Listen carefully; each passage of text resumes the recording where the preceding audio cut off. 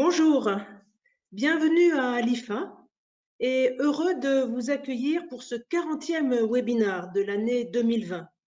Notre sujet aujourd'hui, c'est la raison d'être et la société à mission. Quel rôle pour les administrateurs? La loi Pacte a introduit ces nouvelles notions dans le droit français. Elles sont néanmoins encore émergentes et elles se mettent en place progressivement.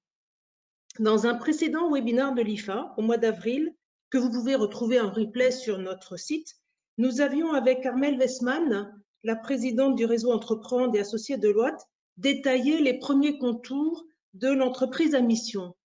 Depuis, les organisations ont continué de faire leur ces notions, à commencer d'ailleurs par l'IFA, puisque vous le savez sans doute, l'IFA a adopté lors de son assemblée générale au mois de septembre sa raison d'être, qui est résumée de promouvoir une gouvernance responsable, créatrice de valeurs durables, en veillant au bien commun au travers des administrateurs et administratrices engagés. Alors, nous avons souhaité aujourd'hui, au travers de ce nouveau webinaire, faire le point et approfondir les modalités de mise en place de ces notions en vous aidant à identifier les bonnes pratiques du point de vue des administrateurs. Nous verrons des questions telles que quelles implications pour le conseil dans ce type de projet, les contours de la notion de raison. Cette notion est-elle claire, est-elle comprise de tous? Quel niveau d'ambition faut-il avoir pour l'organisation? Quels moyens mis en œuvre? Et pour répondre à toutes ces questions et partager les expériences, nous avons fait appel aujourd'hui à Martin Richer, qui est président de Management et RSE. Martin a accompagné plusieurs entreprises pour l'expression de leur raison d'être et de leur cheminement vers ces notions. Et il est accompagné d'un grand témoin qui est Yves Marc, le secrétaire général de Covivio, qui a fortement contribué au projet dans son entreprise, en étant à la fois intervenant au sein du conseil et du comité exécutif. Alors sans tarder, je leur laisse à tous les deux la parole et nous nous retrouverons ensuite pour les questions-réponses qui, ne l'oubliez pas, sont toujours ouvertes dans le chat.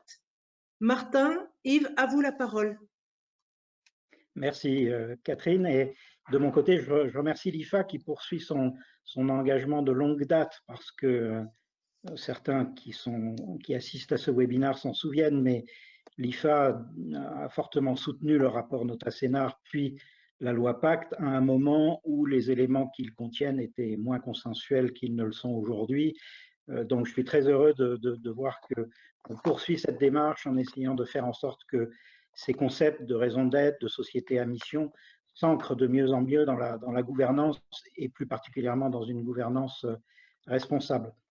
Alors aujourd'hui, justement, après le webinaire du 22 avril, dont Catherine parlait il y a un instant, qui a permis de bien poser le cadre juridique, l'idée de cette session d'aujourd'hui, c'est justement de dépasser ce cadre juridique pour être maintenant dans la réalité des choses, dans l'implantation, comment ces concepts se mettent en œuvre. Donc on est aujourd'hui dans la pratique des entreprises, même si il faut rester très modeste sur le sujet parce que le concept de raison d'être et de société à mission sont encore très émergents, très jeunes. Je rappelle que le vote solennel de la loi Pacte qui apportait ces deux concepts est intervenu en avril 2019, donc qui est à peu près 18 mois. Donc c'est un enfant qui sait marcher, mais qui n'est pas encore complètement autonome. Je rappelle juste les règles du jeu avant de plonger dans le contenu. On fera effectivement une session de questions-réponses. Vous aurez le temps. On est assez nombreux, on est même très nombreux. Donc, on a été conduit à mettre la session de questions-réponses plutôt à la fin pour éviter les embouteillages. Donc, vous pouvez d'ailleurs poser vos questions en utilisant le chat. Alors, deux mots sur d'où je parle. Donc, je m'appelle Martin Richer. J'ai fondé Management et RSE, qui est un cabinet de conseil en 2012 pour aider les entreprises à adopter une approche proactive de la RSE, c'est-à-dire l'idée que la RSE, ce n'est pas la cerise sur le gâteau, le truc qu'on fait à la fin de l'année et puis on fait son business as usual. Non, la RSE, elle doit être complètement intégrée au modèle d'affaires, à la stratégie, à la culture d'entreprise, au dialogue social, etc. Donc, c'est un outil d'alignement. Et je voudrais également dire que sur le sujet de la raison d'être et de la société à mission, j'ai noué un partenariat stratégique avec un autre cabinet qui s'appelle Des enjeux et des hommes, avec qui je travaille très étroitement depuis 2017. Donc tout ce qu'on va présenter aujourd'hui, c'est la connaissance qu'on a accumulée avec eux, avec le cabinet des enjeux, grâce à l'accompagnement qu'on a fait sur un certain nombre d'entreprises. Catherine le disait tout à l'heure, on a accompagné une quinzaine d'entreprises, alors soit des entreprises de taille relativement modeste, hein, comme Maison du Monde, Nutrition et Santé ou DAER, ou bien des entreprises beaucoup plus importantes en taille, comme par exemple le groupe La Poste, 220 000 salariés, ou les ESH, qui sont le principal réseau de logement social en France. Je me suis fortement impliqué dans le passé dans tous les espaces de discussion qui ont nourri la loi Pacte, notamment j'ai eu la chance de travailler pendant 5-6 ans avec le Collège des Bernardins sur des sujets comme à qui appartient l'entreprise, pourquoi l'entreprise est-elle le point aveugle du savoir. Et le Collège des Bernardins a beaucoup inspiré la loi Pacte, de même que l'École des mines qui a créé le concept de SOS, la société à objet social étendu, qui est devenue dans la loi Pacte la société à mission. Je suis également fortement impliqué dans un think tank qui s'appelle Terra Nova, et à ce titre, j'ai conduit un gros projet sur l'entreprise contributive, qui fait partie également des sources qui ont alimenté le débat sur les finalités de l'entreprise. Si vous vous intéressez au sujet, vous pouvez trouver le rapport qui s'appelle l'entreprise contributive sur le site de Terra Nova. Et puis enfin, j'ai publié beaucoup d'articles sur le sujet sur mon blog. Voilà, donc il se trouve que la loi est encore assez jeune, donc il y a encore beaucoup d'entreprises qui sont en train de découvrir les charmes de la raison d'être et de la société à mission. Covivio présente l'intérêt assez rare d'être une des premières entreprises qui s'est lancée. Covivio a d'ailleurs été un des tout premiers projets qu'on a accompagné, et Yves Marc a la particularité, hein, parmi tous nos interlocuteurs, d'être quelqu'un qui, comme le disait le président Mao, je ne suis pas sûr que Yves apprécie la référence au président Mao, mais Mao a dit quelque chose de très juste, il faut marcher sur les deux jambes. Et dans toute sa démarche, Yves a marché sur la jambe de l'exécutif, en étant très présent évidemment au COMEX, mais également sur la marche de la gouvernance, du conseil d'administration, en intervenant des deux côtés. Et donc c'est un des points qui nous a fait travailler avec Yves pour préparer ce séminaire, et évidemment je le remercie de son implication. Je te passe le témoin, Yves. Merci Martin. Quelques mots sur Covivio, peut-être pour ceux qui ne connaissent pas. Nous sommes un investisseur et opérateur immobilier. On détient et gère 25 milliards d'euros de patrimoine en Europe, avec plusieurs secteurs, des bureaux en France, en Italie et en Allemagne, des hôtels en Europe et du résidentiel en Allemagne. On a 42 000 logements à peu près en Allemagne, dont 15 000 à Berlin. Donc une présence européenne, une société cotée, une capitalisation boursière de 7 milliards environ, avec 50% de flottants, une société à conseil d'administration, on va y revenir plus tard, et donc un opérateur immobilier intégré et une entreprise européenne. Je suis effectivement secrétaire général et secrétaire du conseil de cette société. Et en effet, on a lancé une démarche assistée de Martin pour exprimer notre raison d'être en 2019. Pourquoi on a entamé cette démarche? Je pense qu'on a ressenti le besoin après plusieurs étapes de développement. Covivio est une entreprise relativement jeune, hein, qui a été créée il y a 20 ans et qui a connu un développement européen assez significatif sur ces 20 dernières années. Et on a ressenti à un moment donné le besoin en 2019 de trouver un élément réunificateur de la stratégie, le business, la RSE. On a avancé sur tous ces piliers-là. Alors évidemment, hein, de manière cohérente, mais on sentait qu'il nous fallait un lion. La raison d'être nous est apparue finalement la colonne vertébrale qui pouvait redonner à la fois du sens, mais aussi de la force à ces différents thèmes.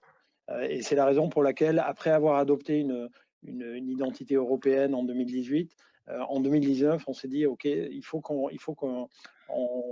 aille chercher ce qui est déjà chez nous, hein, et qu'on exprime par une phrase simple et puis par des engagements derrière, ce corps qui va donner chair à tout ce qu'on fait en termes de stratégie, en termes de business et en termes RSE. Voilà un peu la démarche. On l'a lancé avant la promulgation définitive de la loi Pacte. Et c'est un projet, mais on y reviendra certainement plus tard, qui s'est étalé sur 3-4 mois sur lequel Martin nous a accompagnés. Merci Yves. Donc l'agenda, le sujet de ce webinaire, c'est bien le rôle du conseil d'administration. Alors le point de départ, c'est le constat que nous avons fait du fait de la connaissance d'un certain nombre d'entreprises, grandes et petites, qui se sont lancées dans la démarche. Le constat étant que le conseil d'administration en France ne joue pas toujours son rôle dans cette démarche de formalisation et de déploiement de la raison d'être, voire dans ce cheminement qui amène jusqu'à la société à mission.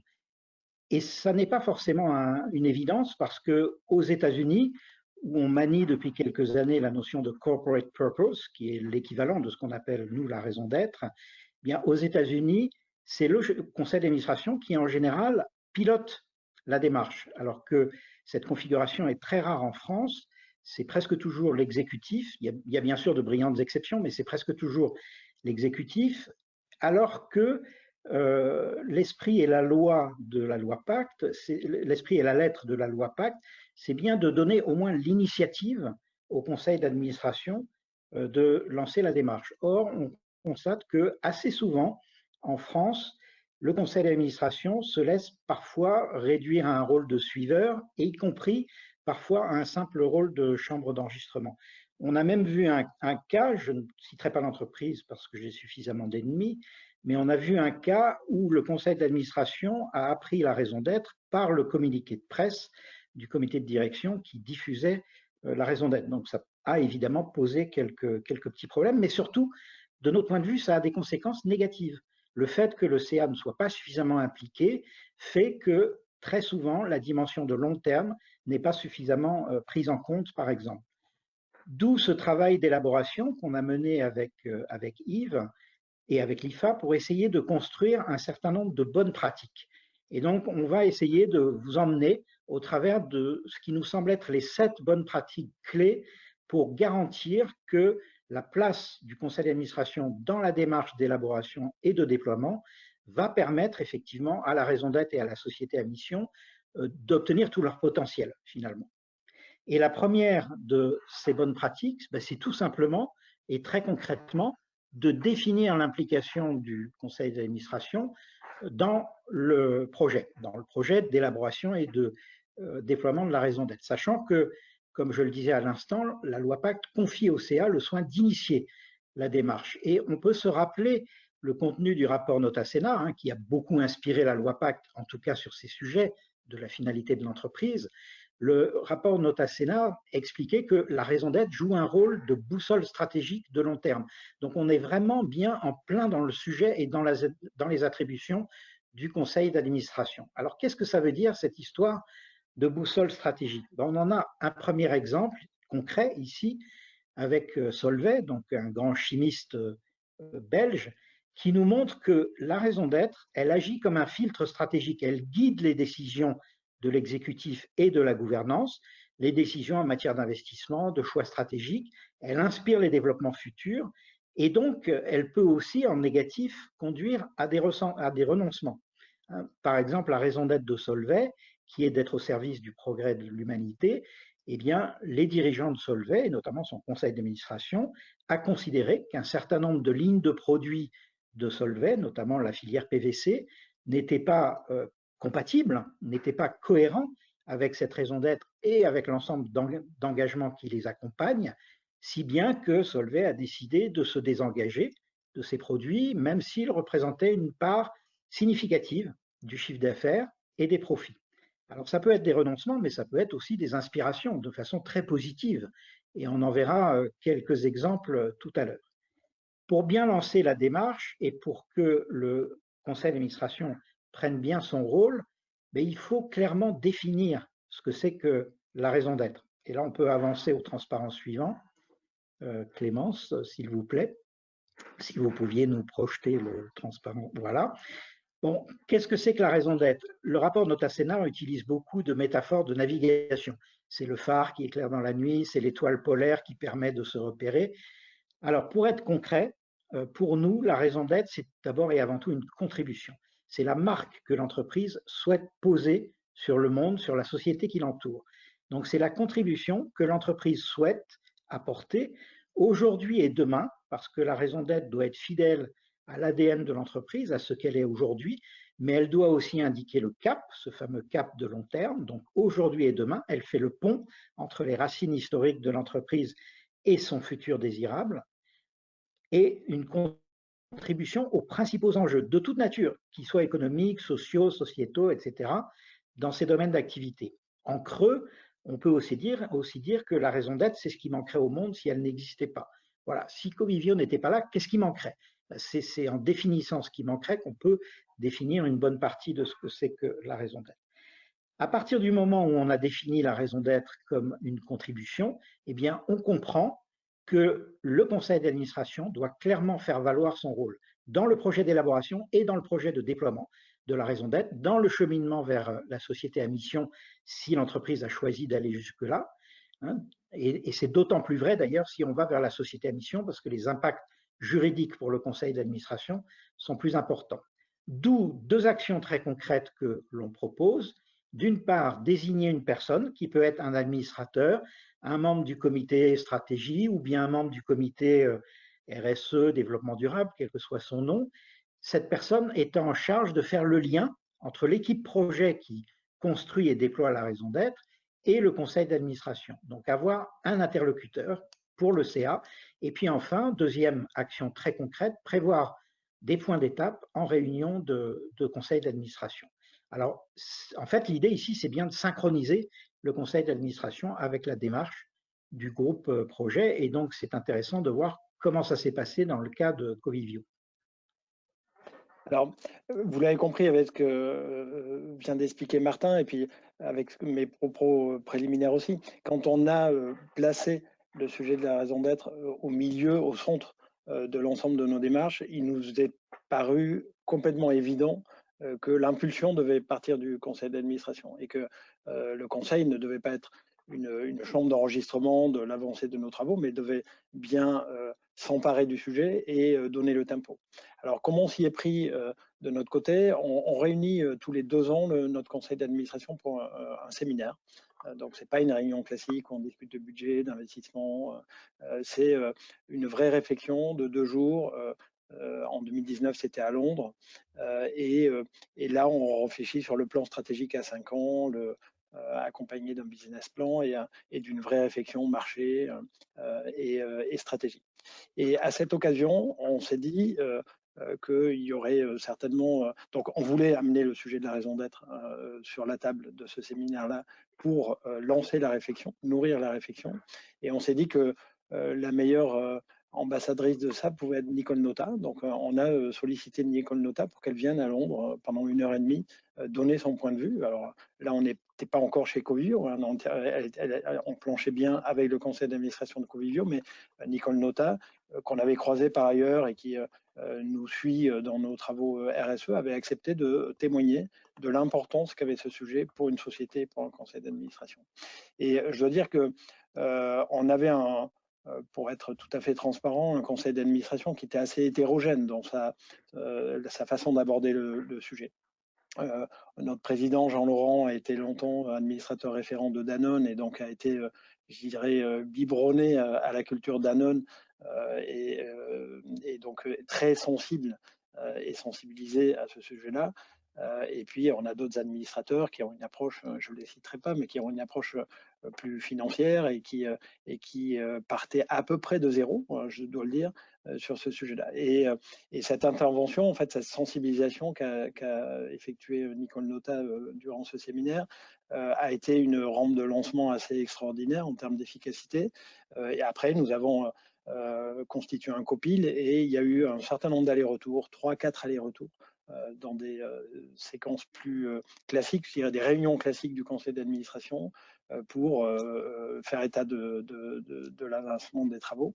Et le conseil a été impliqué à chaque, je dirais, étape fondatrice de la démarche, notamment pour les hypothèses de formulation, les hypothèses, on y reviendra plus tard, d'engagement que nous avons associées à l'expression de notre raison d'être. Et je crois que c'était fondamental, cette implication en amont et de manière intense du conseil était pour nous un élément clé pour la réussite du projet.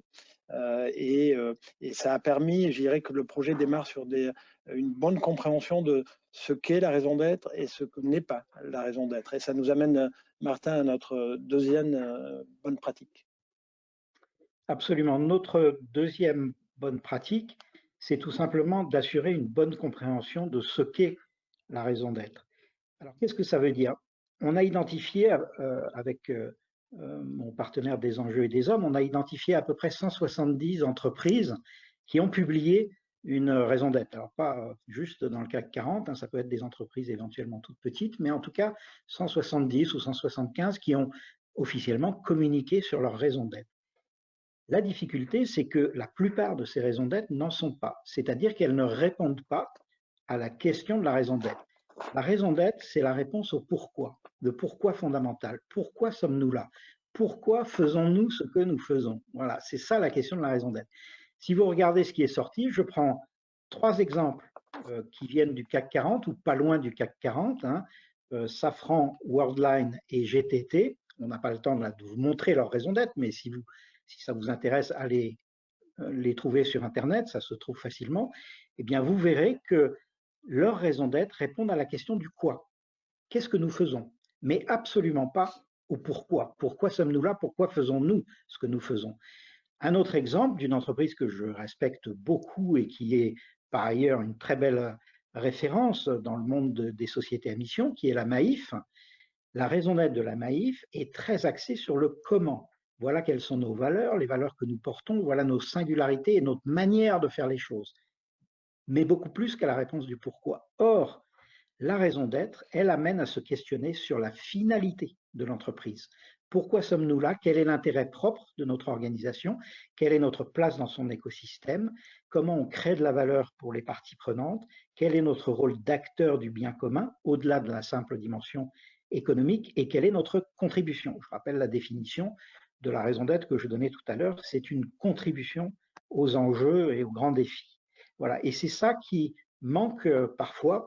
Et cette question du pourquoi, eh bien, c'est là que le conseil d'administration doit être le garant du fait que effectivement, on répond à la question du pourquoi et on est capable de se poser les questions fondamentales, les questions vraiment de fond que souvent beaucoup d'entreprises ne se sont pas posées depuis des années sur effectivement la valeur qu'on apporte à nos parties prenantes et l'empreinte qu'on veut laisser sur le monde.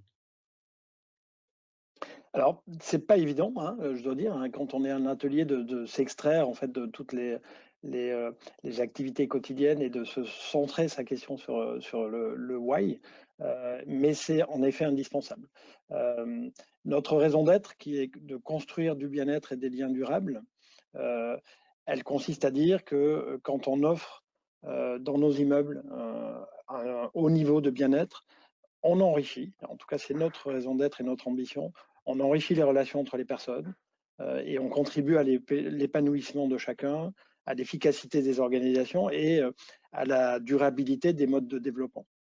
Ça consiste à mettre l'humain au cœur de la ville, à inscrire nos activités dans la durée et ça constitue réellement, je l'ai dit au début, une colonne vertébrale de notre développement.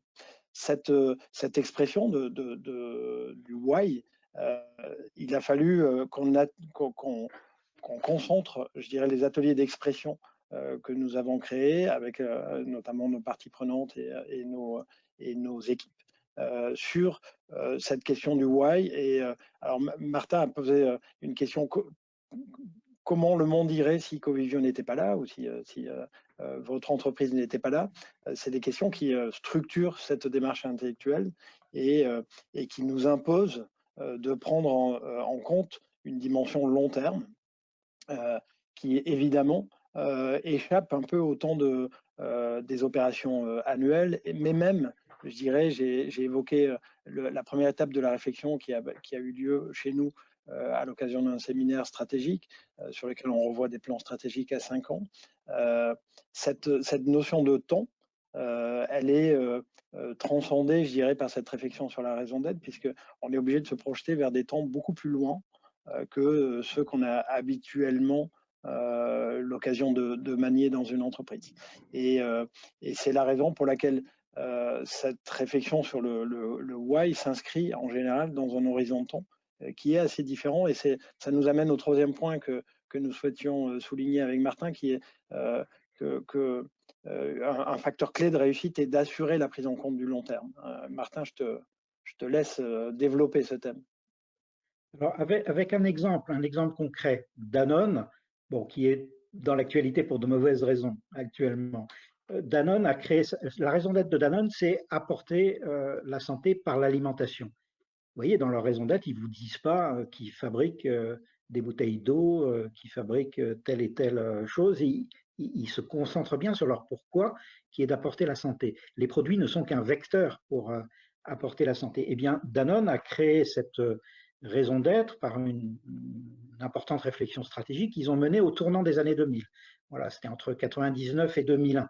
Donc, voilà, cette raison d'être, ça fait 20 ans qu'elle accompagne Danone, donc effectivement, comme le disait Yves, un horizon stratégique beaucoup plus long que l'est un simple plan stratégique.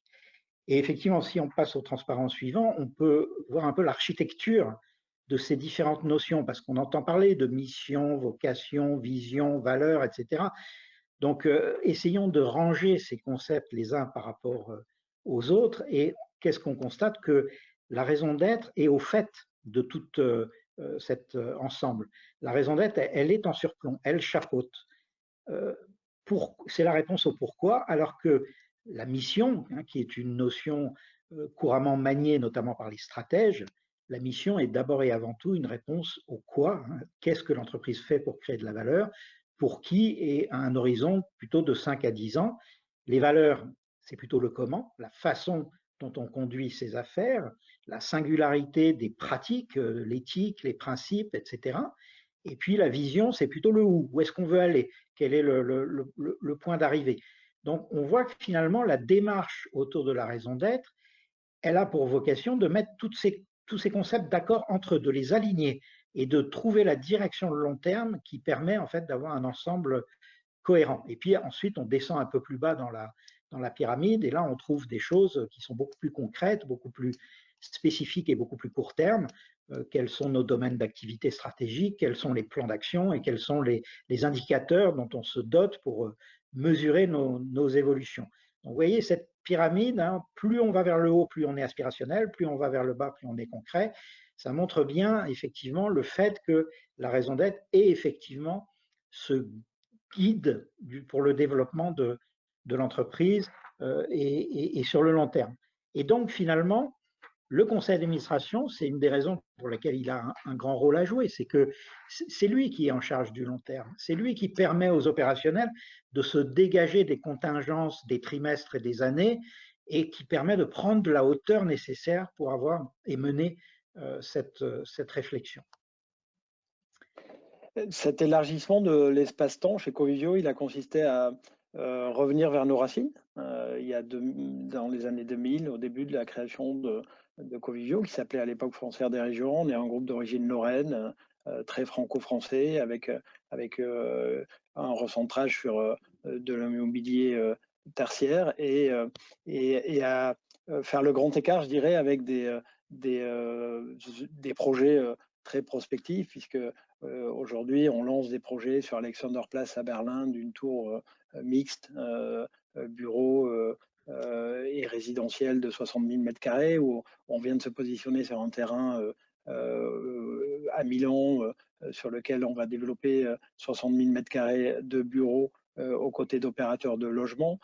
Et donc, réaliser ce grand écart entre nos débuts, nos origines, et se projeter vers la durée longue de projets immobiliers, ça a été pour nous clé dans notre réflexion et dans toute cette réflexion autour du pourquoi. une autre gymnastique à faire, c'est, on vient de parler de l'espace-temps, mais c'est aussi de prendre en compte l'ensemble des dimensions organisationnelles de l'entreprise. Et ça nous amène à la quatrième condition, qui est d'assurer la prise en compte de l'intégralité du groupe. Aujourd'hui, Covivio emploie plus de salariés en Allemagne qu'en France ou en Italie. Et donc, pour nous, c'était hors de question, même si la raison d'être, et on l'a perçu, nous, culturellement, en échangeant avec nos équipes italiennes et allemandes, on a perçu que la France était en avance sur ce sujet-là. Pour autant, il était hors de question de faire de ce sujet de la raison d'être chez Covivio un sujet entre franchises. Et donc, on a mené des ateliers en anglais avec des équipes italiennes, avec des équipes allemandes. On a fait une traduction systématique de tous les travaux qui ont été réalisés. Et notre COMEX, qui est un COMEX européen, avec des Français, des Anglais, des Allemands et des Italiens, s'est lui-même emparé de ce sujet de la raison d'être. Et je dois dire qu'on s'est joyeusement tapé dessus à Berlin, à Milan, à Paris, sur à la fois les mots pour l'exprimer, mais en amont de ça, sur les idées qu'on voulait mettre en avant et sur finalement l'idée qu'on se faisait de notre mission. Et donc, il y a un espace géographique, il y a un espace culturel à réunir, il y a aussi des métiers différents, hein, et exprimer une raison d'être pour Covivio, c'était quelque chose qui doit évidemment embarquer notre activité bureau, pour laquelle on est peut-être le plus connu, mais aussi convenir à notre activité résidentielle en Allemagne ou notre activité hôtelière en Europe, ou même nos dernières activités de service comme le co-living qu'on pratique à Berlin ou notre activité Wellio de flex working, de flex office qu'on développe à Paris et en France et à Milan. Et donc, une raison d'être se doit évidemment d'embrasser l'ensemble des équipes du groupe, l'ensemble des activités du groupe et l'ensemble des cultures du groupe. Et c'est un facteur clé de réussite. Et effectivement, ce n'est pas facile, hein. Par exemple, dans le cas du groupe La Poste, il faut trouver ce qui rassemble un groupe qui est très composite, hein, puisque La Poste est maintenant le deuxième logisticien en Europe. Donc, ce n'est pas juste les facteurs qui distribuent le courrier, hein. L'activité bancaire est plus importante que l'activité courrier. Donc, on a besoin, dans la réflexion sur la raison d'être, de trouver ce qui réunit, ce qui fait l'unité d'un groupe entre ces différentes activités. Et malheureusement, ce n'est pas toujours le cas. Et c'est la raison pour laquelle le conseil d'administration, qui est garant évidemment de l'unité du groupe, doit être très exigeant sur ce sujet, parce qu'on trouve des raisons d'être qui sortent et qui ne parlent qu'au navire amiral en termes d'activité, ou bien à la partie française du groupe, alors que le groupe s'est internationalisé depuis des années. Donc c'est bien cette unité du groupe qui doit être reflétée par la raison d'être, qui représente finalement ce qui rassemble les différentes activités du groupe. Voilà. Comme Yves a tout dit sur le sujet, on peut passer du coup à notre cinquième bonne pratique très importante, qui est de positionner le niveau d'ambition requis. Parce que, bon, on est entre nous, hein, on est quelques intimes, donc on peut se parler librement.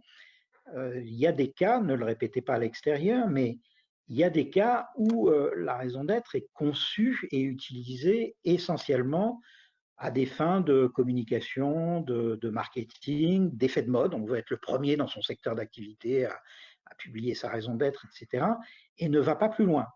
Pourquoi pas? Mais si on prend cette optique-là, encore faut-il le faire en toute transparence et ne pas créer des espoirs qui seront ensuite déçus, des espoirs parmi ses salariés, parmi ses parties prenantes. Donc, il est très important qu'au départ de la démarche, le conseil d'administration détermine et positionne le niveau d'ambition qu'il souhaite donner à sa raison d'être ou à sa qualité de société à mission, si l'entreprise veut aller jusqu'à la qualité de société à mission. C'est extrêmement important. Et de ce point de vue-là, eh bien, le conseil d'administration doit se situer entre des démarches qui sont plutôt des démarches de communication.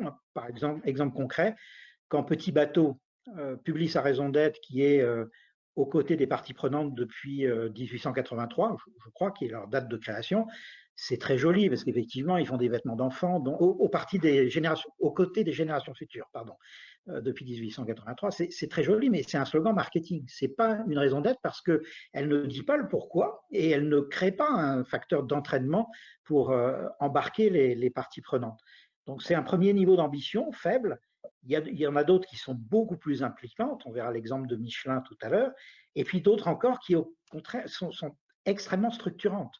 Par exemple, j'ai donné l'exemple de Solvay tout à l'heure, la raison d'être a conduit à des revirements stratégiques importants, mais on pourrait donner l'exemple de Johnson & Johnson, qui est la société qui a la raison d'être la plus ancienne que j'ai trouvée personnellement, puisque sa raison d'être date de 1943. Alors Johnson & Johnson, c'est un groupe américain, mais très mondialisé. Si vous rentrez chez Johnson & Johnson en France, vous aurez votre semaine d'intégration.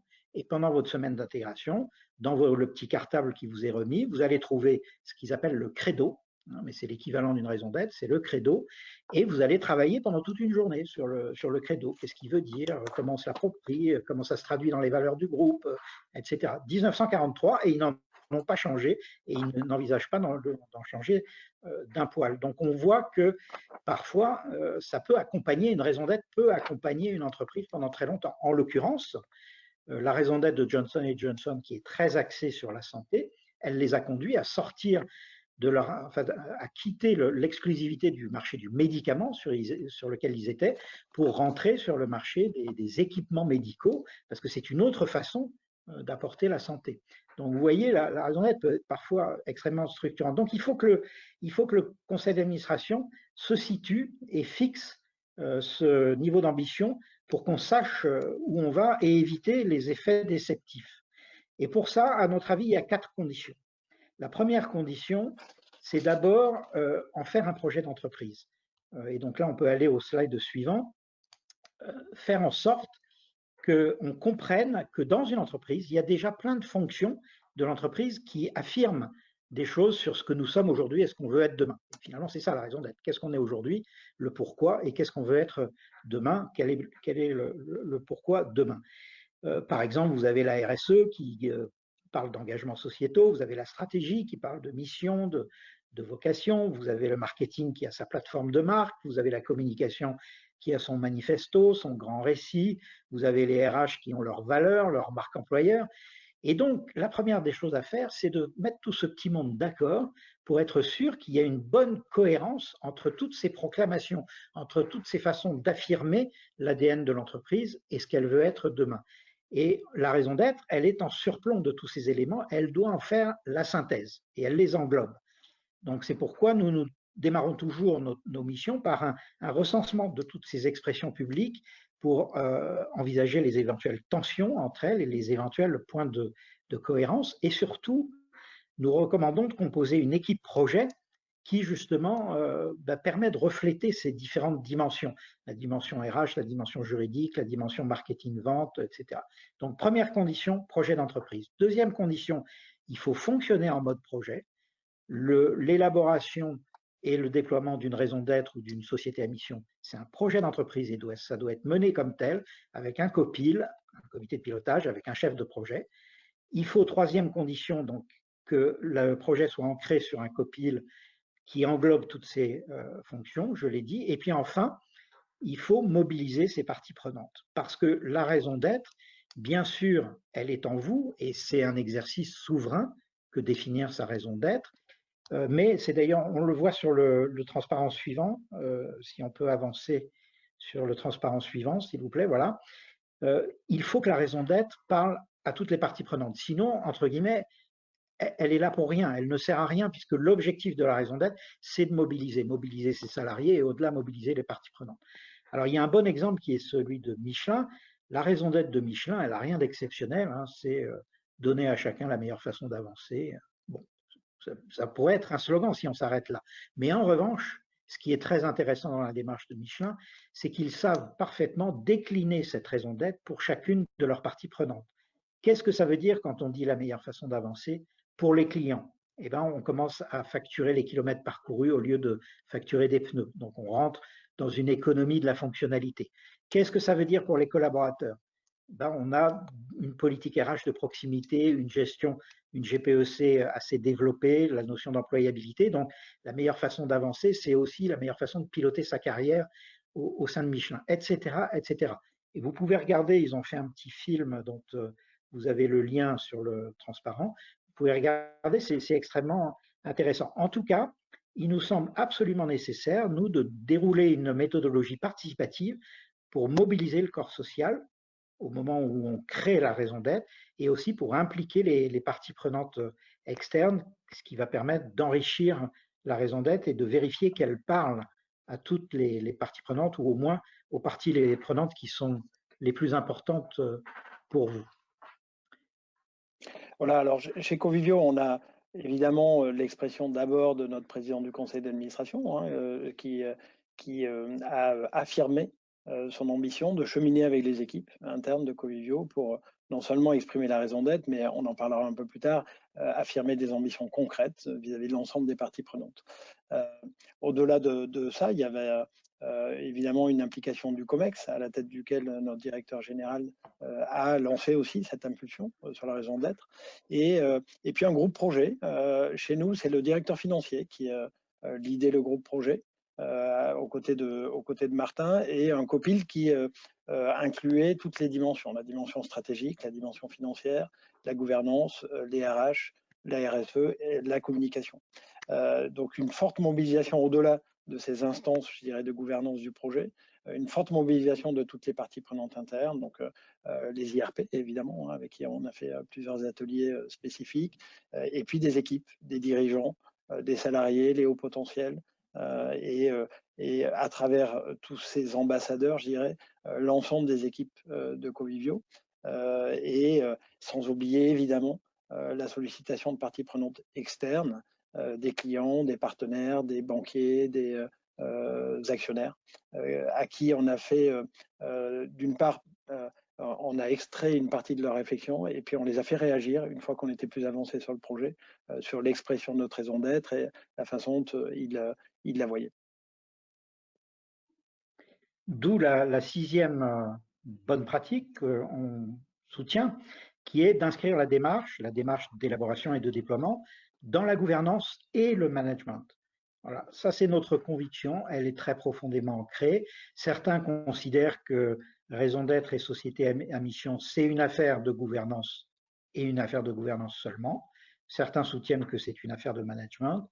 Nous pensons que ça doit être les deux et il faut bien articuler les deux. Alors, commençons par la gouvernance.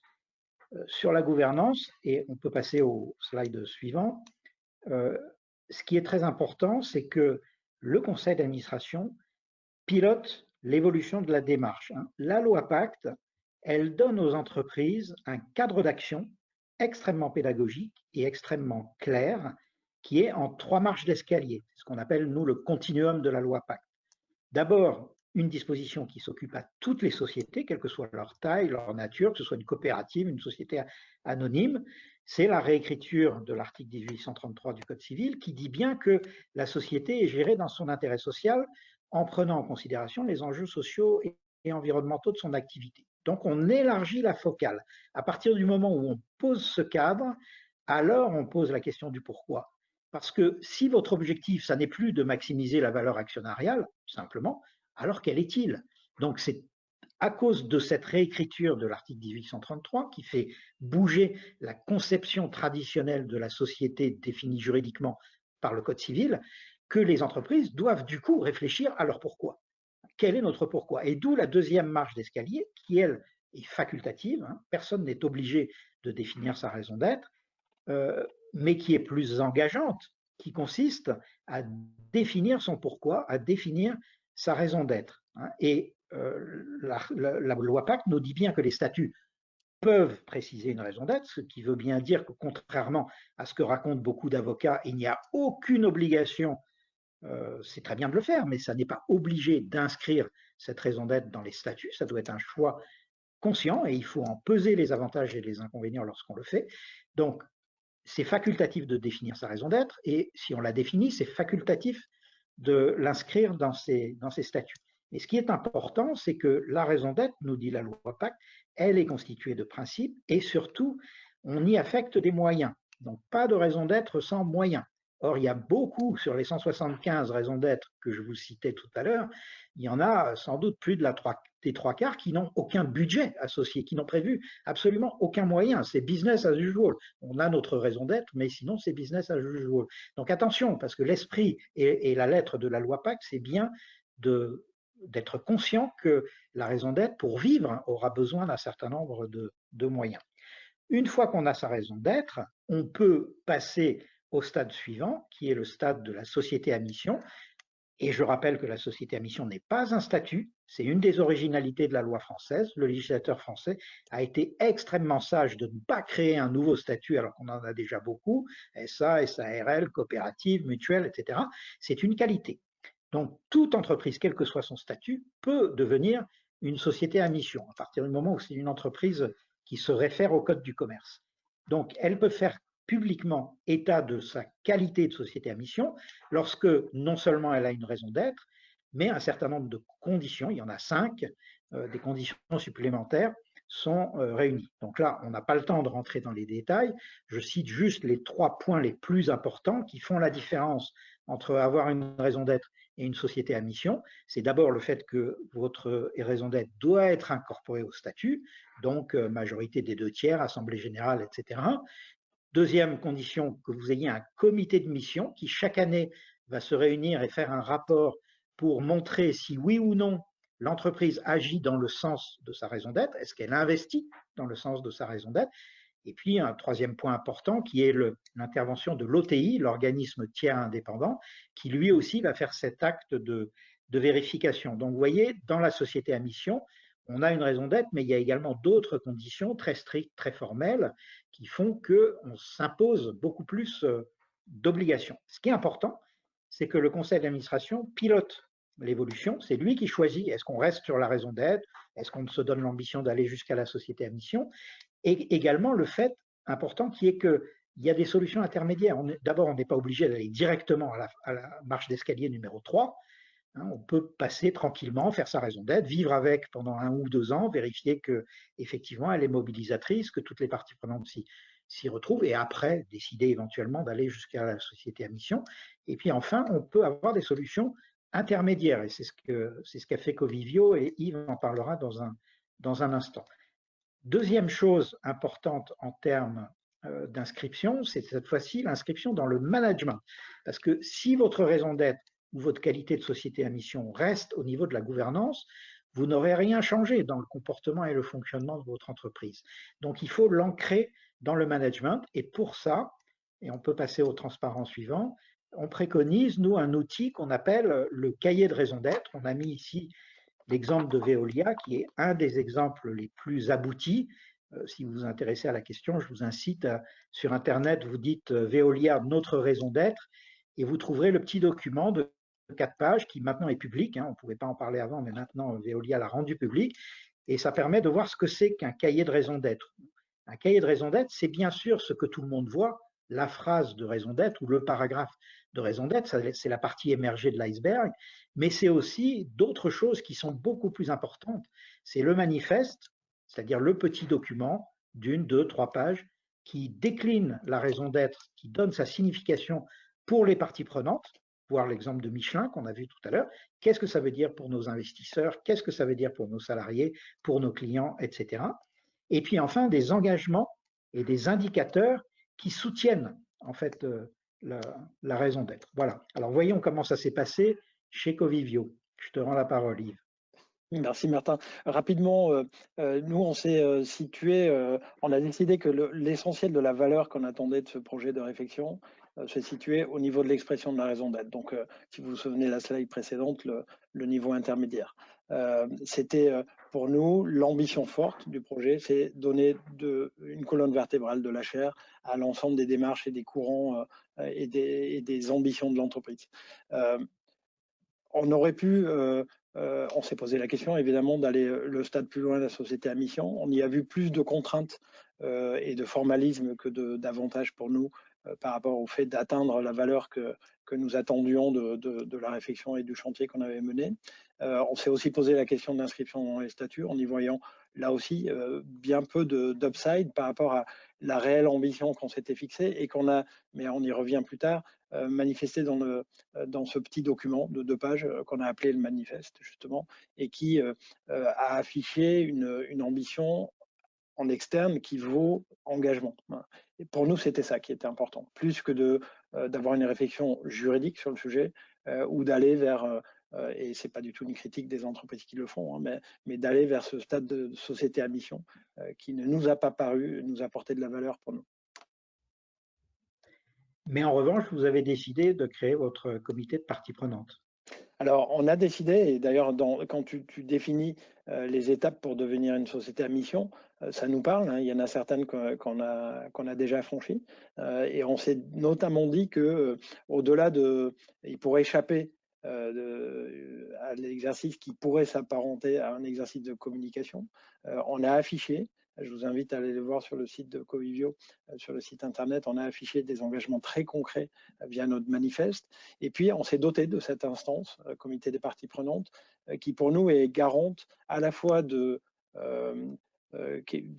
l'ambition et de l'atteinte des objectifs qu'on s'est fixés, mais qui, au-delà de ça, est une sorte de vigie externe qui nous boostera, qui nous challengera sur ces engagements et les futurs engagements qu'on prendra, et qui viendra devant le conseil d'administration nourrir la réflexion stratégique. C'est ça notre démarche. Voilà, d'où la 7e et dernière bonne pratique que nous préconisons, qui est de faire de la raison d'être le fil rouge, c'est-à-dire le véritable guide du développement de l'entreprise. C'est l'esprit du rapport Nota-Sénat. Alors, ce n'est pas une obligation, hein, on peut avoir une approche beaucoup plus modeste et moins ambitieuse de la raison d'être, donc ça dépend du choix qu'on a opéré à la bonne pratique numéro 5, qui était de demander au conseil d'administration de situer le niveau d'ambition. Mais ce qui est important, en revanche, c'est que si le conseil d'administration en a décidé ainsi, donc si le conseil d'administration se glisse dans l'esprit du rapport Nota-Sénat, donc qui est de se doter d'une raison d'être ou d'une qualité de société à mission dans l'objectif d'avoir un guide de long terme, l'étoile polaire, etc., eh bien dans ce cas-là, le conseil d'administration doit être vigilant à la bonne exécution de cette ambition, d'où 2 recommandations concrètes. D'abord, anticiper le déploiement, parce que si on passe une énergie folle à définir une raison d'être, mais qu'on ne la déploie pas derrière, ben, du coup, ça ne sert pas à grand-chose. Donc, hein, on a mis ici en haut à droite la roue de la mobilisation. Hein, qu'est-ce que vous faites pour faire en sorte que vos salariés, par exemple, soient impliqués, puis concernés, puis engagés, etc. Enfin, faire concerner, impliquer, engagés. Donc, tous ces outils de communication interne, de sensibilisation, doivent être mis bout à bout. Et c'est ce qu'a fait, c'est la petite affiche en bas à droite, la Poste, qui a fait une remarquable mobilisation et une remarquable action et campagne de déploiement de sa raison d'être pour mobiliser ses parties prenantes. Donc, première chose, veiller au déploiement. Et deuxième chose, c'est tout simplement travailler sur les engagements. Alors voilà une autre représentation un peu graphique de ce que c'est que la raison d'être dans sa complétude. La raison d'être, c'est le fronton, c'est ce qu'on affirme, c'est ce qu'on affiche. Voilà la phrase qui va définir notre pourquoi. Mais cette raison d'être, elle est soutenue par le manifeste, c'est lui qui lui donne sa stabilité, qui fait en sorte que cette raison d'être va nous emmener loin, parce que nous avons été capables de réfléchir à la signification et aux implications de cette raison d'être vis-à-vis de nos parties prenantes. Et puis enfin, cette raison d'être, elle est ancrée, elle n'est pas hors sol, elle ne flotte pas dans l'azur, elle est ancrée dans le fonctionnement de l'entreprise, elle est ancrée dans la réalité par un ensemble d'engagements. Alors prenons un exemple concret, oui absolument, l'exemple de Veolia. L'exemple de Veolia, alors encore une fois, allez voir le document qu'ils ont fait qui est tout à fait remarquable. Bon, la raison d'être de Veolia, elle est très large, hein, contribuer au progrès humain, etc. Mais en revanche, Veolia a fait un travail absolument remarquable de définition, d'ambition et d'engagement pour soutenir leur raison d'être. Donc, ils ont un certain nombre d'axes d'engagement vis-à-vis de leurs parties prenantes, des engagements vis-à-vis de la société, vis-à-vis de la planète, vis-à-vis des clients, vis-à-vis des actionnaires, vis-à-vis des salariés, etc. Et chacun de ces axes d'engagement est décomposé en engagement. Alors, vous avez un exemple en haut à droite, hein, vous avez un premier engagement accès aux services essentiels, puisque c'est leur métier, mais ils se donnent un objectif, là, 2023, avec une métrique sur la base d'un indicateur qui est clair, qui est concret. Et puis, ces indicateurs donc, sont soutenus par un ensemble d'objectifs très clairs. Donc, voilà une approche, un premier exemple qui montre que la raison d'être, ce n'est pas juste ce qu'on voit, ce n'est pas juste la phrase. La phrase, à la limite, n'a que peu d'importance. Ce qui compte, c'est l'ensemble de l'édifice et notamment les piliers qui permettent d'ancrer la raison d'être dans le fonctionnement de l'entreprise. Deuxième exemple avec Danone. Là aussi, Danone a pris la même approche, et c'est sur le slide suivant, avec des axes d'engagement et des engagements. Donc, par exemple, quand Danone dit apporter la santé par l'alimentation, ben, ça se traduit dans choses extrêmement concrètes. Hein. Par exemple, engagement numéro 1, améliorer en continu la qualité nutritionnelle des produits. Ben, très bien, on a une base d'indicateurs qu'on voit en bas, pourcentage des volumes de produits vendus appartenant à des catégories saines, etc. Donc, vous voyez, c'est ça l'essentiel sur lequel le conseil d'administration doit être extrêmement exigeant, vigilant et également impliqué. C'est sur cette architecture à 3 niveaux, la raison d'être, le manifeste et les engagements. Les engagements qui permettent d'ancrer la raison d'être dans le réel. Voilà, donc on peut maintenant regarder comment ça s'est passé pour Covivio. Ben ça se matérialise dans ce manifeste hein, qu'a évoqué Martin. Au-delà de la phrase, ce manifeste, il nous a, donc je vous renvoie à nouveau, vous en avez quelques extraits ici, je vous renvoie vers notre site internet où vous le trouverez facilement. Le manifeste, il nous a servi à expliquer un peu la démarche qui nous avait amené à l'expression de notre raison d'être. Il y a évidemment la phrase. Et puis après, on a voulu donner de la chair à cette phrase-là et à cette ambition en s'adressant à nos clients, à nos actionnaires et nos partenaires financiers, à nos fournisseurs, à nos conseils, à nos équipes, aux collectivités et de manière beaucoup plus générale aux générations futures et à la planète. Il nous a semblé qu'on ramassait via des engagements qu'on prenait de déclinaison de cette raison d'être vis-à-vis de l'ensemble de ces parties prenantes, on ratissait large, je dirais, et on donnait de la chair auprès de l'ensemble de l'écosystème autour duquel nous évoluons.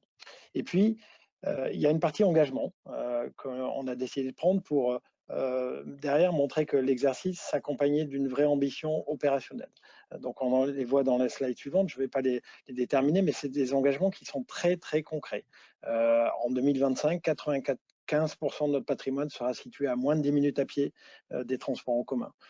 Tous les 2 ans, une mesure des bien-être, ça c'est pour nos parties prenantes internes, une mesure du bien-être de nos équipes sera réalisée.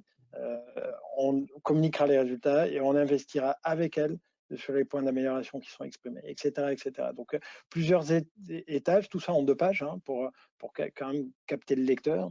Et donc, un manifeste qui est l'appui, l'élément de soutien de l'ambition exprimée dans la phrase.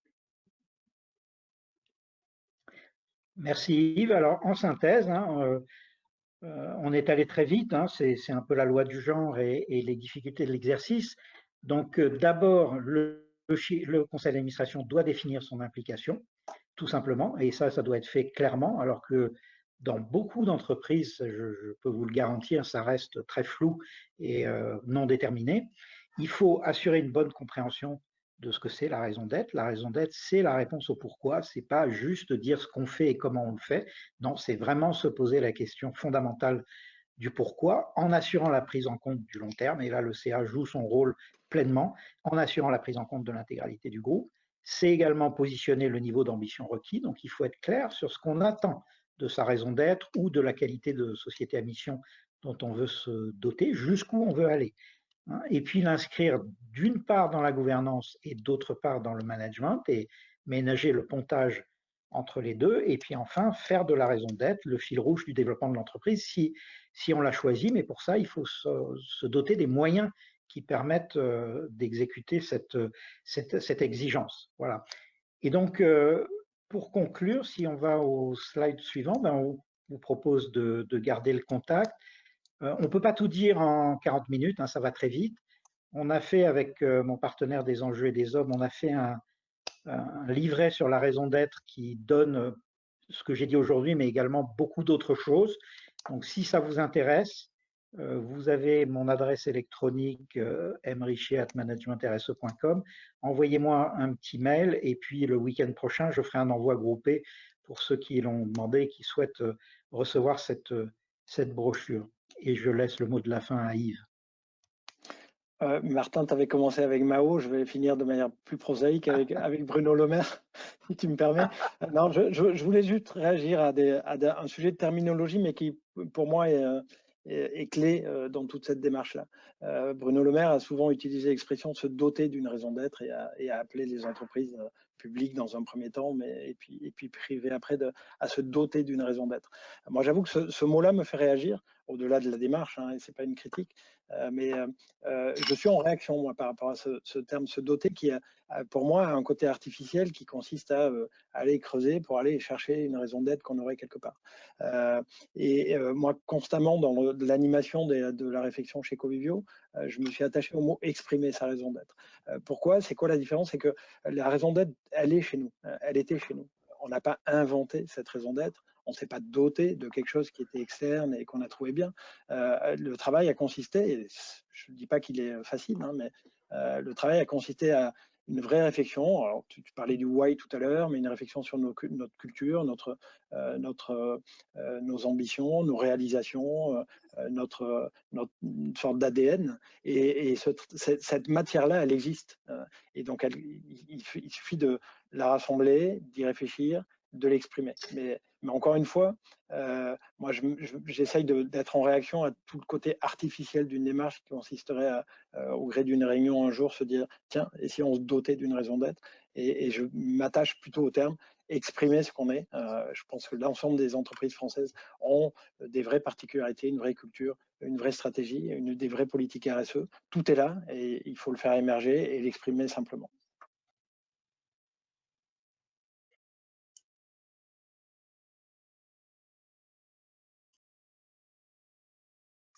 Catherine? Alors, Martin, Yves, d'abord, un grand merci parce qu'il y a beaucoup de réactions d'enthousiasme dans notre chat. Merci pour la qualité de votre présentation. Alors, pas mal de questions que je vais m'efforcer de regrouper par grands thèmes. Alors, tout d'abord, quelques-unes, on va dire, juridiques. D'autres portent plutôt sur le positionnement de la raison d'être par rapport à d'autres démarches de l'entreprise. Et enfin, des questions sur la raison d'être par rapport au marché globalement. Alors, des questions juridiques, vous avez répondu à pas mal d'entre elles, puisque vous avez bien précisé qu'il n'était pas obligatoire de mentionner sa raison d'être dans ses statuts, mais reste une question posée dans le chat. Si on l'inscrit dans ses statuts, où recommandez-vous de l'inscrire? Dans un préambule ou dans un nouvel article spécifique? Alors, est-ce que on répond tout de suite ou bien on... Oui. Ok. Alors, bah là, c'est très simple, hein. Dans vos statuts, vous avez un endroit où vous définissez votre raison sociale, ce que fait l'entreprise. Donc, le plus logique, il n'y a pas de règle, hein, la loi PAC ne dit rien là-dessus, donc vous êtes complètement libre, mais le plus logique, c'est effectivement d'intégrer la raison d'être à cet endroit-là. Quand on parle on pourrait dire de la couverture de l'entreprise, de ce qu'elle fait, de ce qu'elle apporte. Ok. Alors, a été posée plusieurs fois la même question. Y a-t-il une différence entre le conseil d'administration et le conseil de surveillance? Dans la méthodologie que vous avez proposée, le référent, etc., est-ce que ça peut s'appliquer pour un conseil de surveillance? Je ne sais pas ce qu'en penserait Yves, mais moi je le crois, même si effectivement les attributions du conseil de surveillance sont sans doute moins strictes et moins fortes que le conseil d'administration en termes d'impulsion. Mais si le conseil de surveillance veut jouer son rôle vis-à-vis d'une question comme la raison d'être qui est si engageante pour l'avenir de l'entreprise, ben, il doit s'en mêler là aussi. Donc moi je dirais que oui, un conseil de surveillance par rapport à un directoire doit être aussi exigeant sur ces questions-là qu'un conseil d'administration par rapport à un COMEX. Donc ce parallèle est peut-être un peu osé, hein, il va peut-être chiffonner les grands spécialistes de la gouvernance, notamment de la gouvernance à la française, mais si le conseil de surveillance est exigeant, il doit prendre sa part dans cette démarche. Je partage complètement ce point de vue. D'accord. Alors, il y a une remarque qui n'est pas une question, mais plus une remarque qui fait observer que si le CA doit être à l'initiative de la réflexion sur la raison d'être, sa représentativité de la société doit être essentielle et qu'il faudrait veiller à la diversité des conseils. Je pense que vous ne vous inscrirez pas en faux de cette remarque. Alors, et l'IFA non plus. L'IFA non plus. Il y a ensuite, il y avait des questions de pratique, comment impliquer le personnel, mais ça, je crois que vous avez très clairement répondu à ce point. Alors, beaucoup de questions sur quid de la démarche réflexion raison d'être par rapport à une réflexion RSE, ou en quoi cette colonne vertébrale de la raison d'être est-elle très différente d'une plateforme de marque qui peut être aussi un moteur pour l'entreprise. Et quand on veut développer la démarche, faut-il y aller palier par palier, articuler ces différents points, ou recommandez-vous une démarche holistique? Alors, c'est très important, ça. Effectivement, par rapport à la plateforme de marque, on pourrait poser exactement la même question par rapport à la marque employeur. Et là, on ne serait plus dans le marketing, on serait dans la RH. Hein, je vous réfère au petit slide que j'ai montré avec la marguerite de toutes les fonctions, la stratégie, la RSE, le vente marketing. Tout le monde a quelque chose à dire sur la raison d'être. Ce qui change aujourd'hui, c'est les nouvelles technologies qui font que tout est à une portée de tweet. Avant, et Yves le sait mieux que moi, on pouvait raconter une histoire aux actionnaires, hein, notamment un petit peu avant les assemblées générales, qui pouvait être différente de l'histoire qu'on raconte par exemple aux salariés ou de l'histoire qu'on raconte aux clients. Mais aujourd'hui, c'est fini ça. Pourquoi? Parce que tout est à une portée de tweet. Donc l'entreprise, elle doit avoir un discours super cohérent en termes de marque commerciale, de marque employeur, de raison d'être, d'empreinte RSE, etc. Donc c'est la raison pour laquelle, pour nous, tout commence par un alignement de ces différentes approches. Et c'est pour ça qu'on démarre la mission d'expression de la raison d'être par un recensement de toutes ces expressions pour trouver leur cohérence ou au contraire, trouver leur point de tension qu'il faut, à partir de là, régler. Alors, quand on démarre une démarche de raison d'être ou de société à mission, si l'entreprise est mûre en termes de RSE, par exemple, elle a déjà fait une analyse de matérialité, comme on dit en langue RSE, c'est-à-dire qu'elle a identifié ses parties prenantes et qu'elle les a hiérarchisées. On gagne énormément de temps. Donc, quand on a une RSE mûre, ça va beaucoup plus vite et on va beaucoup plus naturellement à l'objectif en termes d'expression de raison d'être. Mais ça ne veut pas dire que l'ordre des choses est imposé. On peut rentrer dans toutes les configurations. On peut faire son projet raison d'être avant ou après un projet stratégique, avant ou après une réflexion sur le portefeuille de marque. Le tout, c'est de bien comprendre que tout ça doit être cohérent et que la raison d'être est en surplomb. C'est elle qui gouverne la flotte, c'est elle le navire amiral en quelque sorte. Voilà, donc entre raison d'être et RSE, on pourrait dire finalement que la raison d'être vertèbre la RSE. Le terme a été employé dans la question, il est très juste. La raison d'être donne une colonne vertébrale à la politique RSE en permettant de distinguer ce qui est essentiel, c'est-à-dire ce qui soutient la raison d'être, de ce qui est accessoire. De la même façon que la raison d'être vertèbre la stratégie, de la même façon qu'elle vertèbre la marque employeur, etc., etc. Donc la raison d'être, c'est véritablement le tronc qui finalement permet de donner le cap et toutes les fonctions de l'entreprise doivent s'y référer.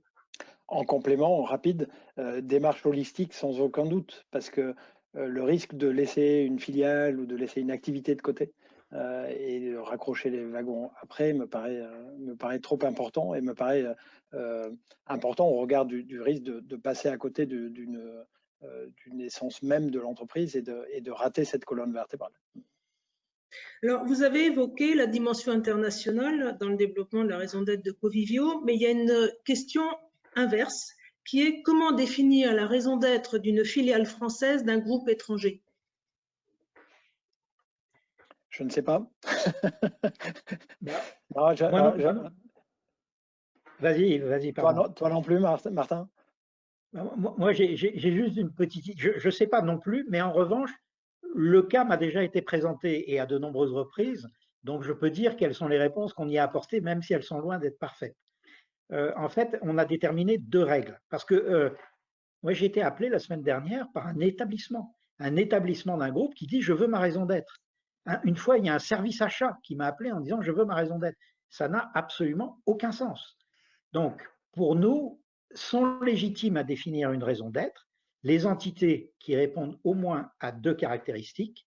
La première, c'est qu'elles ont une autonomie stratégique, donc, elles ont une direction de la stratégie ou en tout cas une personne qui est affectée à la réflexion stratégique. Et deuxième condition, elles ont un conseil d'administration.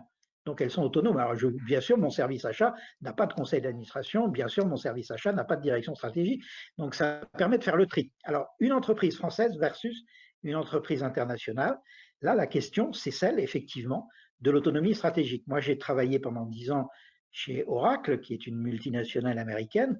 Ça ne viendrait à l'idée de personne de faire la raison d'être d'Oracle France, parce que Oracle France est un prolongement d'Oracle Corp. Oracle France exécute la stratégie, donc la mission, les projets, l'implication de la corporation. Mais si en revanche je suis dans une entreprise très décentralisée qui donne de l'autonomie à ses filiales étrangères, alors ça peut avoir un sens.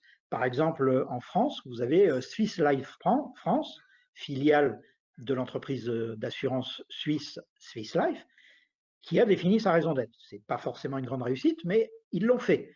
Et on leur a laissé l'autonomie de le faire. Mais voilà, la question essentielle, c'est l'autonomie de la stratégie, puisque la raison d'être, c'est l'ambition dont se dote l'entreprise. Donc, elle est directement collée aux personnes et aux organismes qui peuvent lui insuffler cette ambition. Donc, la stratégie et le conseil d'administration.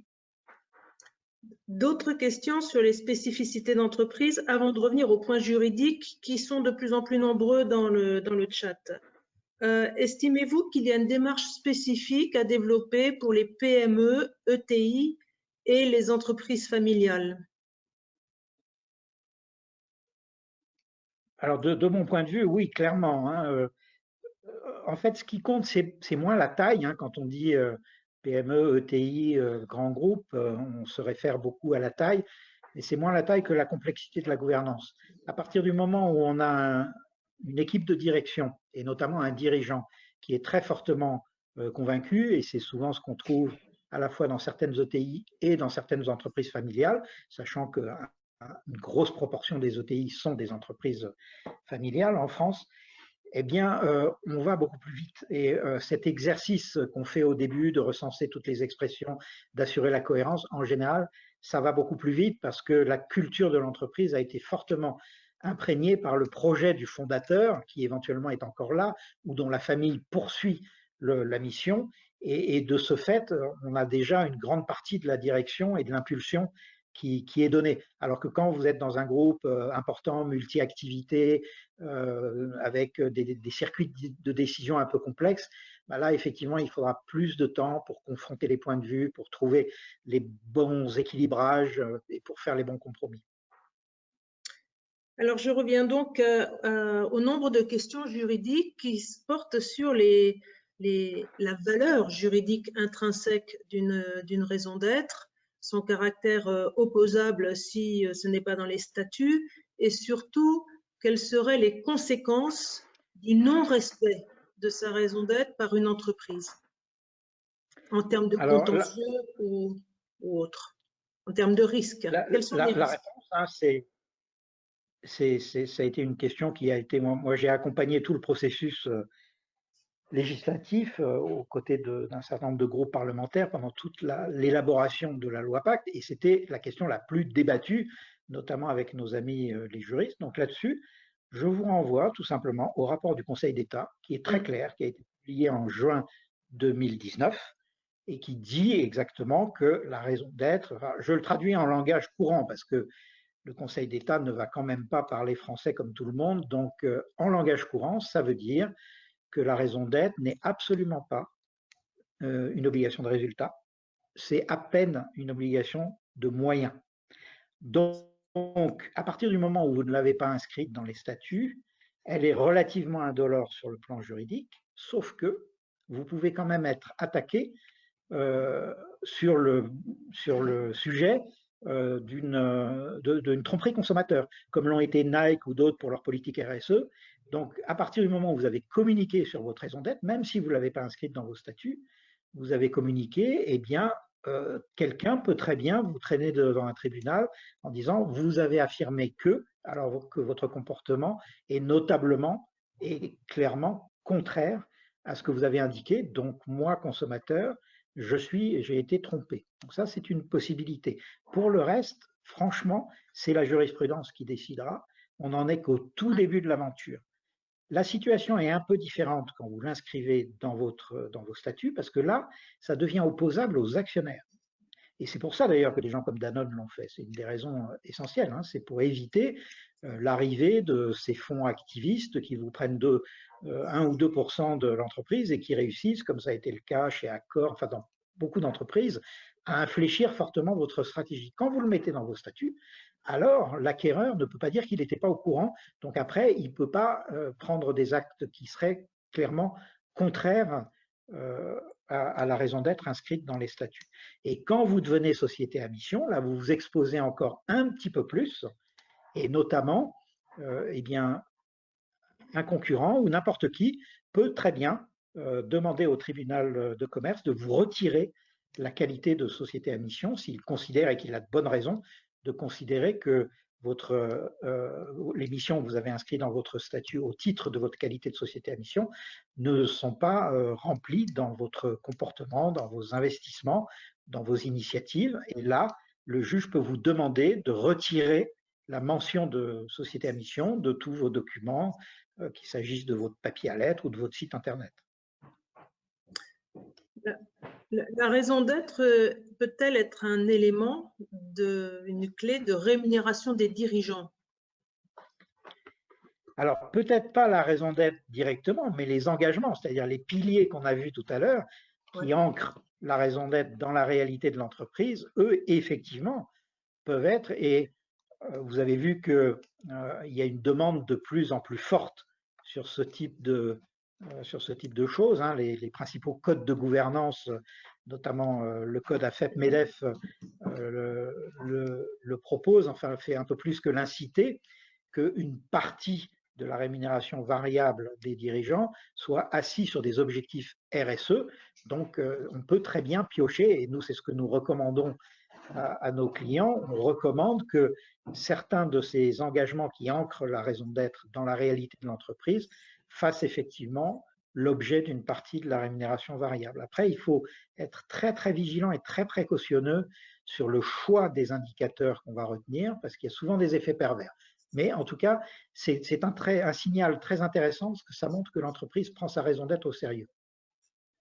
Je confirme en effet, et pardon, pour reprendre les deux dernières questions, chez Covivio, on estime que le manifeste nous engage, en effet, même si on n'a pas inscrit notre raison d'être dans les statuts, mais les engagements qu'on a pris dans ce manifeste sont des engagements publics et donc nous engagent. Et oui, on décline, non pas la raison d'être elle-même, comme vient d'expliquer Martin, mais les objectifs qu'on a fixés sont déclinés et font partie, sont intégrés dans la rémunération variable des dirigeants.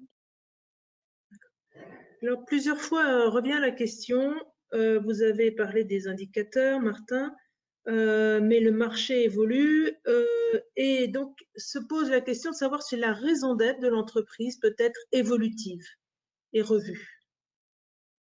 Oui, bah bien sûr, hein, il faut pas que la raison d'être soit un filet qui empêche l'entreprise d'évoluer. L'objectif, c'est effectivement de penser à très long terme, hein, et donc que la raison d'être soit adaptable. Hein. C'est typiquement la métaphore des phares de voiture. Si vous roulez très vite, eh ben, vous avez d'autant plus besoin que vos phares éclairent loin. Donc la raison d'être ne doit pas être un outil qui va contre l'agilité, mais au contraire, elle donne ce cap et ça va permettre à tous les équipiers dans le navire de tirer les bords qu'il faut, de s'adapter au changement de direction du vent, de prendre la houle, de faire attention aux coefficients de marée pour aller vers ce point de long terme. Mais vous voyez, Danone a littéralement changé plusieurs fois de stratégie pour accompagner sa raison d'être. Quand ils ont vendu leurs activités alcool, quand ils ont vendu leurs activités biscuits, Lu, etc., tout ça c'était Danone, hein, il y a quelques années. c'était pour être fidèles à leur raison d'être, qui est d'apporter la santé, parce qu'effectivement, les biscuits et l'alcool, c'est pas ce qu'il y a de mieux pour apporter la santé. Donc, vous voyez, on donne un cap de long terme, et c'est pour être fidèle à ce cap de long terme qu'on bouge tout le temps, qu'on s'adapte, qu'on tire des bords. On change de stratégie quand il faut. Voilà, donc l'objectif, c'est de penser à long terme. Ensuite, si l'entreprise change radicalement, si son environnement change radicalement et que ça induit un changement de raison d'être, bah, très bien. Il ne faut pas se cramponner à quelque chose qui ne serait plus significatif et qui ne serait plus un point, une étoile polaire reconnue par tous. Si l'étoile a pâli au point qu'on ne la voit plus, bah, il faut en changer. Alors, comme la dimension concrète est très appréciée au travers de ce témoignage, revient aussi la question de dire, est-ce que vous pourriez nous donner quelques exemples de freins, de difficultés rencontrées lors de l'élaboration de cette raison d'être? Sans doute pour Yves. Oui, moi je vais en citer deux. Le premier, c'est la dimension internationale, elle est déjà revenue. Le sujet est assez mature dans le débat public en France.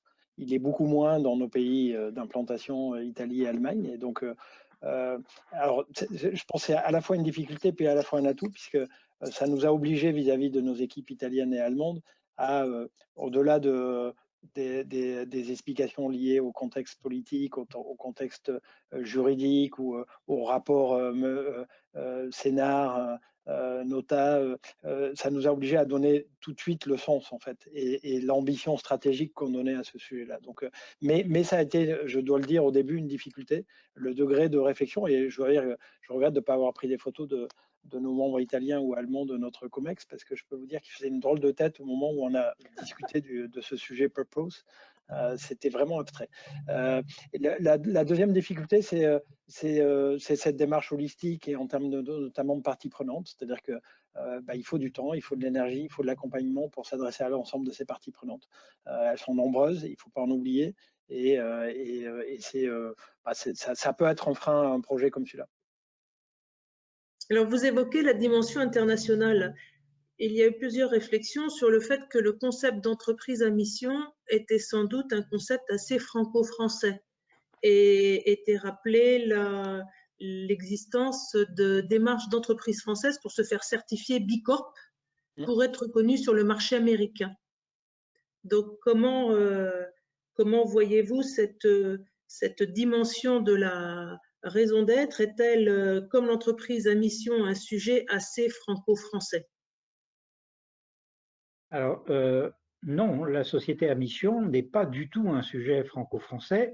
Au contraire, hein, aussi bien les inspirateurs du rapport Nota-Sénart que ceux qui ont inspiré la loi Pacte se sont beaucoup imprégnés, alors notamment des réflexions qui avaient été menées, je l'ai mentionné au début, à l'école des mines, autour de la société à objet social étendu, mais également au statut américain de Flexible Corporate Purpose, et au statut italien de Società Benefita, qui ressemble beaucoup à ce qu'on appelle société à mission en France.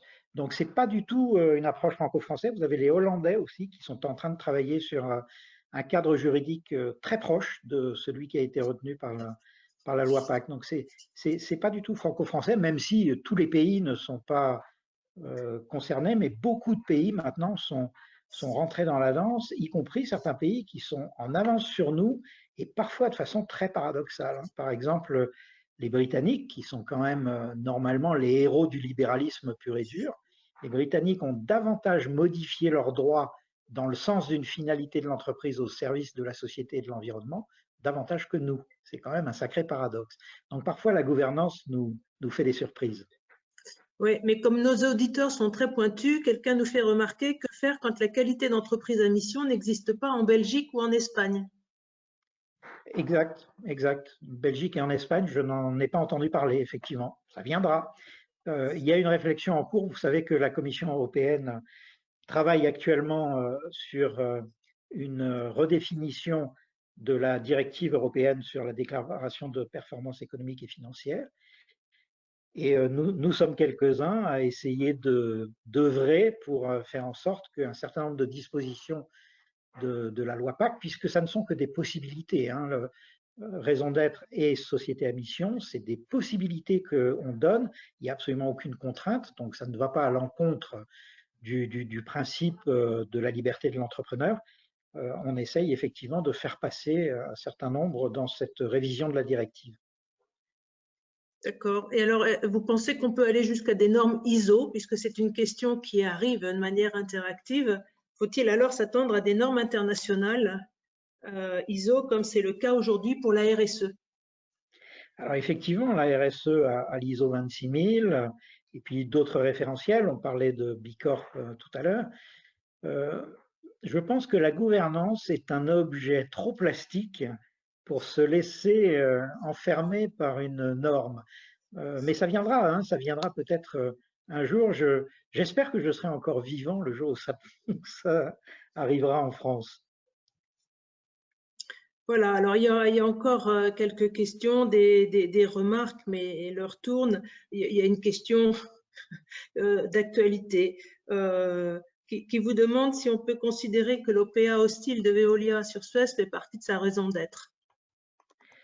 Sûrement pas. Non, non, ça ne fait pas partie de sa raison d'être. En revanche, l'exercice est intéressant parce que Veolia a défini sa raison d'être en avril 2019, un moment où la loi Pacte n'était pas encore tout à fait votée, mais Veolia a toujours été très en avance et Antoine Frérot, son dirigeant, a été l'un des dirigeants qui ont le plus porté, le plus fait avancer ces réflexions sur la finalité de l'entreprise. Suez l'a fait un peu plus d'un an après, hein, en mai 2020.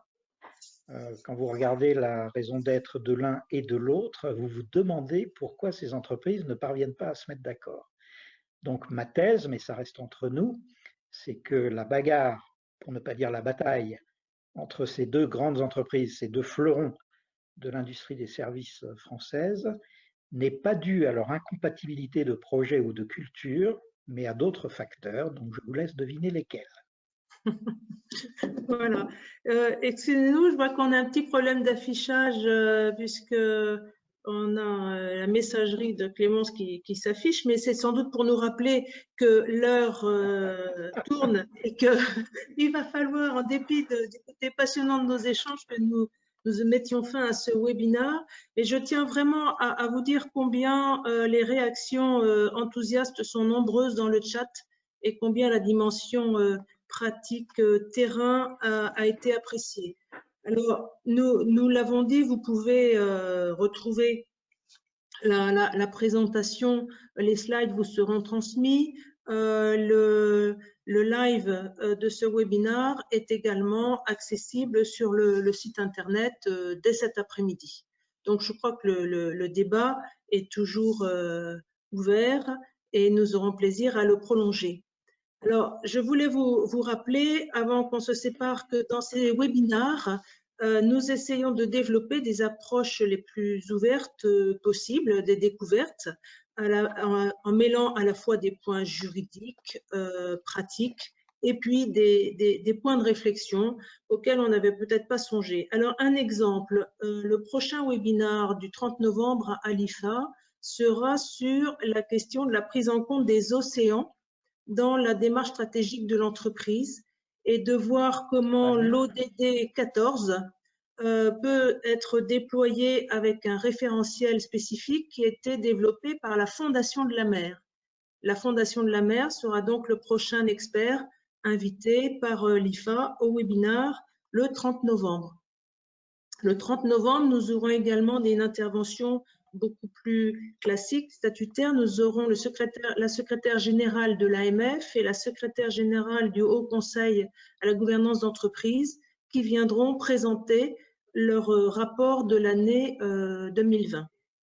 Et ensuite, au mois de décembre, nous allons poursuivre ces découvertes dans les webinaires avec un événement autour du thème de la résilience des hommes et des organisations, avec des témoignages terrain. Et nous aurons ensuite un éclairage sur un point que nous avons abordé aujourd'hui. Et vous avez dit que vous aviez un comité des parties prenantes. Eh bien, c'est un point sur lequel la commission juridique de l'IFA a planché et présentera ses conclusions dans le cadre d'un webinaire qui aura lieu le 8 ou le 17 décembre. La date va être fixée prochainement. Nous n'oublierons pas de parler de l'arrêté des comptes, puisque c'est le moment le plus opportun. Et enfin, une ouverture sur les nouvelles règles qui s'appliqueront pour les assemblées générales en 2021, puisque vous le savez, une ordonnance est en préparation sur ce sujet pour la prise en compte des votes des actionnaires. Et au mois de janvier, eh bien, nous poursuivrons ces webinaires et ces événements, quoi qu'il arrive, confinés ou non, en total distanciel ou en semi-présentiel distanciel. En tout cas, l'énergie sera là et on présentera notamment le dernier rapport de l'IFA qui va sortir prochainement, qui est comment la gouvernance peut accompagner le développement de l'entreprise, de la start-up à la licorne. Donc, un focus destiné plus spécialement à ces jeunes entreprises. Et puis plein d'autres découvertes en 2021 qui vous appartient aux uns et aux autres finalement de définir, parce que nous souhaitons vivement recueillir vos suggestions. Et n'hésitez pas, quand Clémence, qui est derrière l'écran, pourra afficher la dernière slide, pour rappeler les coordonnées, vous pouvez m'adresser vos suggestions à moi-même ou à Clémence, parce que vous voyez le foisonnement extraordinaire et le temps, moi je trouve ce temps magique qu'on peut passer ensemble.